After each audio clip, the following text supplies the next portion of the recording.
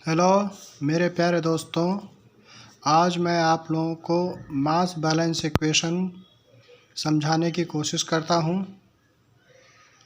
मास balance equation basically fluid mechanics का बहुत ही important topic है।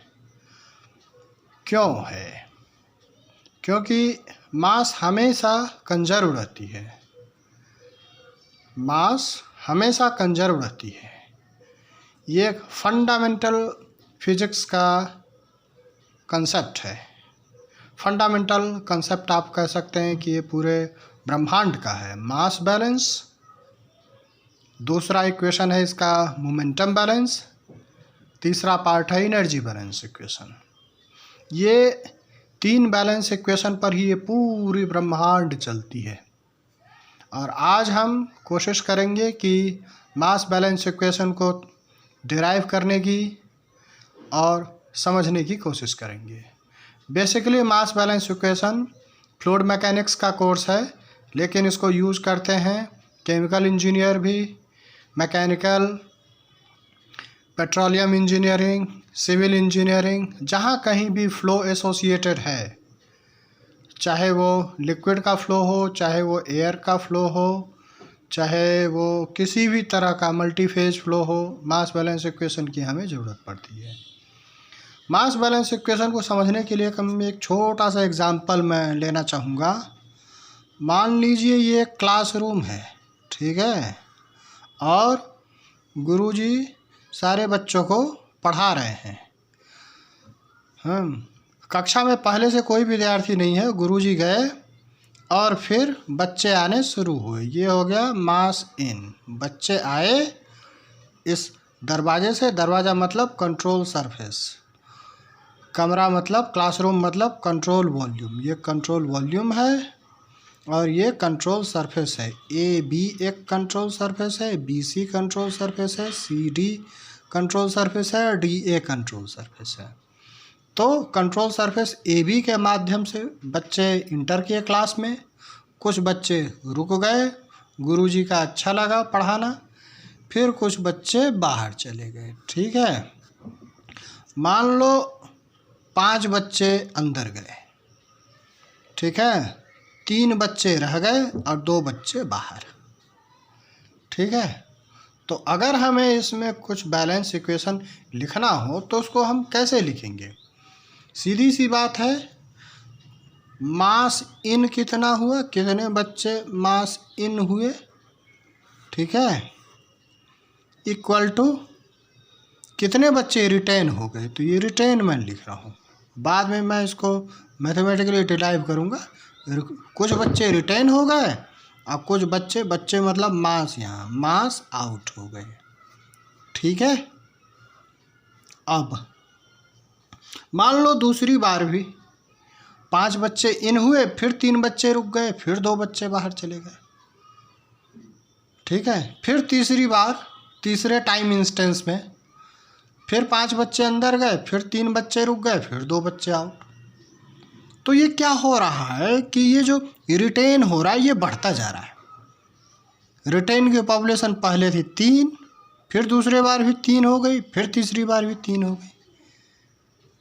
तो ये जो रिटेन है ये कहीं ना कहीं टाइम से एसोसिएटेड है। किससे एसोसिएटेड है? टाइम से एसोसिएटेड है। तो मैं ये लिख सकता हूँ कि बच्चे इन कितना हुए, मास इन फ्रॉम कंट्रोल सरफेस, मतलब दरवाजे से, from control surface into control volume. Control volume में इन हो गए, रिटेन हो गए, plus mass out from control surface in the control volume, है जी, फ्रॉम द कंट्रोल सरफेस। बस अब इतना ही लिखो, इसको छोड़ दो अभी, ठीक है। अब मैं कोशिश कर रहा हूँ इसको कुछ और फॉर्म में लिखने की। रिटेन जो है वो पर यूनिट टाइम बढ़ रहा है, टाइम के साथ साथ ये बढ़ रहा है। तो मैं इसको ऐसे लिखता हूँ कि मास इन है mass in from control surface है equal to rate of increment.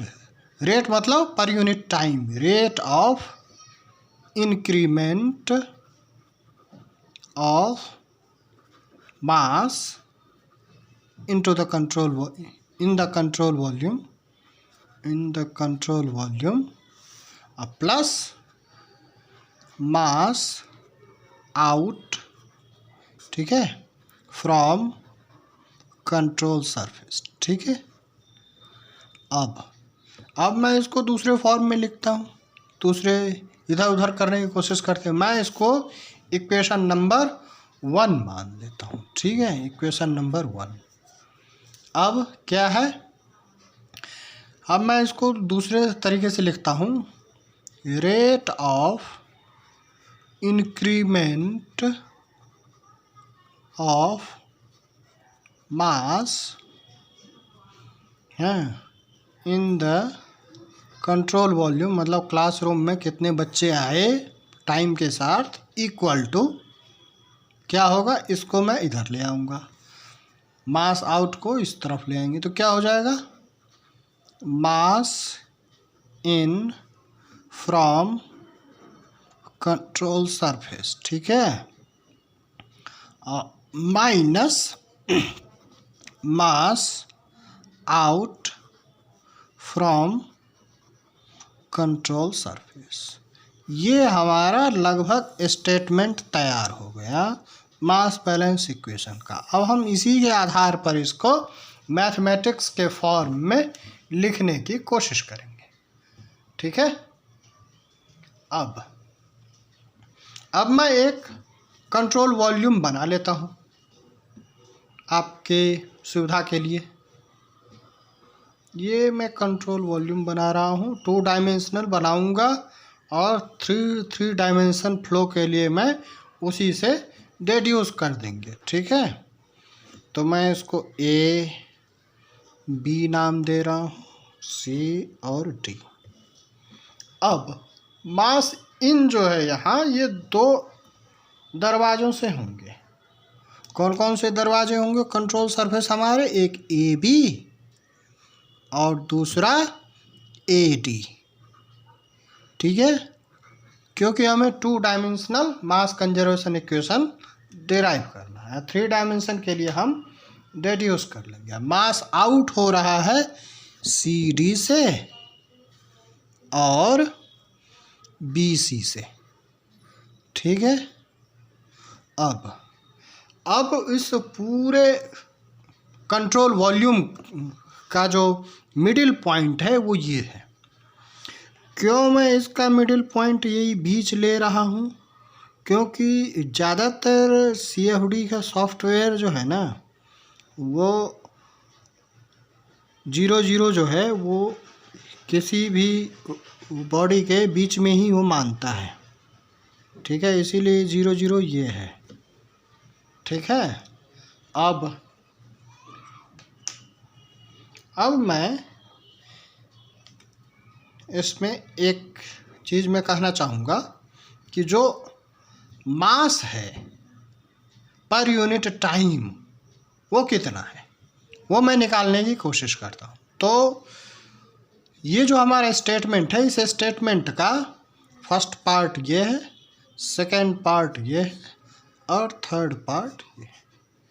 ठीक है, फर्स्ट पार्ट है rate of increment of mass in the control volume.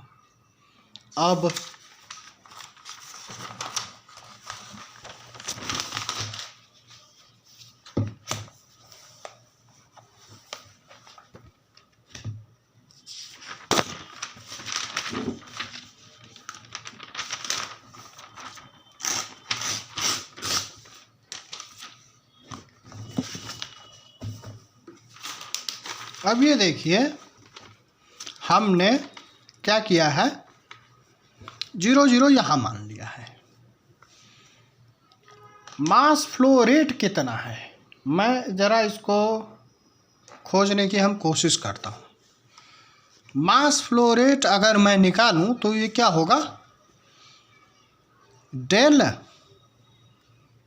Delta M है इंक्रीमेंटल मास, डेल चूंकि ये एक्स वाई जेड और टी तीनों का फंक्शन हो सकता है, स्पेस और टाइम तीनों का फंक्शन, इसीलिए पार्शियल डिफरेंशियल के फॉर्म में लिख रहा हूँ।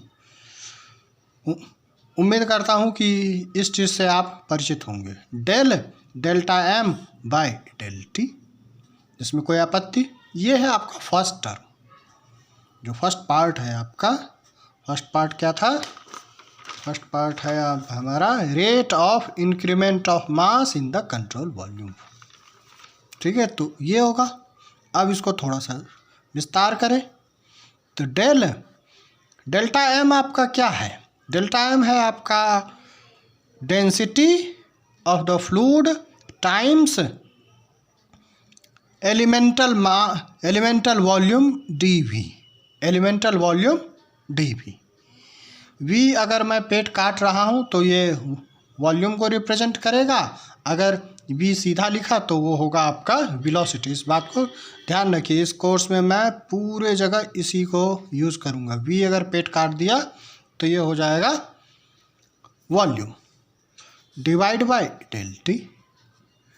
अब ये एलिमेंटल वॉल्यूम बना कैसे है, 3 डायमेंशन से बना हुआ है, del rho by del T into, मैं इसको बाहर कर दे रहा हूँ तो ये हो जाएगा dx dy और dz। ठीक है, dx dy dz क्या है, अब आप इसमें ज़रा समझने की कोशिश करेंगे। ये जो पूरा AD है, ये AD है dx, जो कि ये AD BC के बराबर है, और AB जो है वो CT के बराबर है, तो AB है पूरा आपका dy। ठीक है, dy। और अगर मैं इस पूरे पेज के परपेंडिकुलर मैं एक ड्रॉ करूं, मतलब नॉर्मल, तो वो dz होगा। ठीक है, dz इसके लॉन्ग है, आप इस चीज़ को समझिए कि dz इसके अंदर है। ये एक हेक्साहेड्रल है, ठीक है, क्यूबिक दिख रहा है लेकिन ये रेक्टेंगल मान लीजिए। AB और CD बराबर है, AD और BC बराबर है। ठीक ना।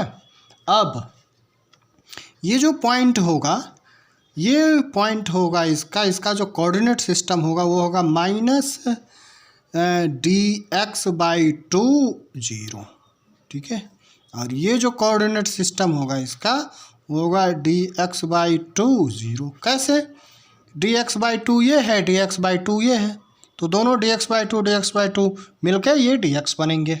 लेकिन जो कोऑर्डिनेट होगा यहाँ पर वो -dx/2 0 होगा, ये dx/2 0।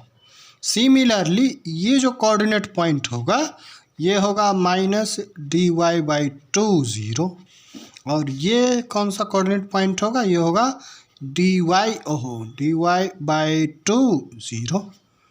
ठीक है, अब हम देखेंगे, ये तो हो गया हमारा first part, equation number first part हो गया, rate of increment of mass in the control volume, ये यही होगा del rho by del T multiplied with dx dy dz। हम इसको इक्वेशन नंबर A कर लेते हैं। ठीक है, अब हम B में जाते हैं। B पार्ट क्या है मेरा, B पार्ट है mass in from control surface. ठीक है, mass in from control surface जो है, यहाँ पर मास इन हो रहा है 2 जगहों से, एक AB से हो रहा है और दूसरा AD से हो रहा है। मतलब क्या हुआ, मतलब एक x डायरेक्शन में हो रहा है, x डायरेक्शन से इन हो रहा है मास का, दूसरा y डायरेक्शन से इन हो रहा है मास का। ठीक है, तो अब हम देखेंगे कि x डायरेक्शन से कितना मास इन होगा, तो हमें x डायरेक्शन की वेलोसिटी की ज़रूरत पड़ेगी। y डायरेक्शन से कितना मास इन हो रहा है, तो हमें y डायरेक्शन के वेलोसिटी की ज़रूरत पड़ेगी। तो मैं ये एज्यूम कर रहा हूँ कि x डायरेक्शन की जो फ्लो की वेलोसिटी है वो u है। तो let me right here x direction की वेलोसिटी u है, वाई डायरेक्शन की वेलोसिटी v है और z डायरेक्शन की वेलोसिटी w है। ठीक है। अब सिमिलरली मैं कभी कभी इसको u1 यूज़ करूँगा, कभी u2 यूज़ करूँगा, कभी u3 यूज़ करूँगा और कोऑर्डिनेट डायरेक्शन में भी कभी इसको x1 यूज़ करूँगा, कभी x2 यूज़ करूँगा, कभी मैं x3 यूज़ करूँगा। ये आप साइन कन्वेंशन हमेशा याद रख लेंगे। ठीक है जी। अब इसका जो सेकंड पार्ट है mass in from control surface, ये मैं आपको नेक्स्ट वीडियो बनाऊंगा, मैं उसमें उसको एक्सप्लेन कर रहा हूँ क्योंकि इसमें एक समय सीमा है। ठीक है।